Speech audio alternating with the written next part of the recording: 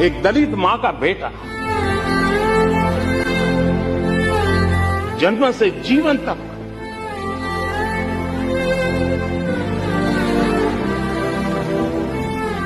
सिर्फ यातनाएं झेली,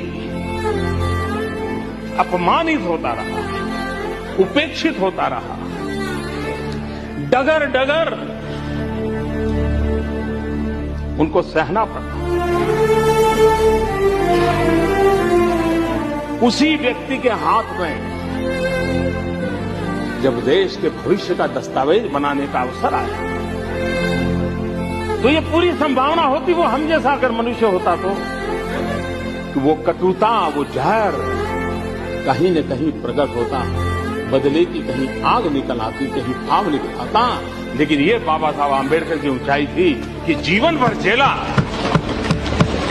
जीवन भर झेला,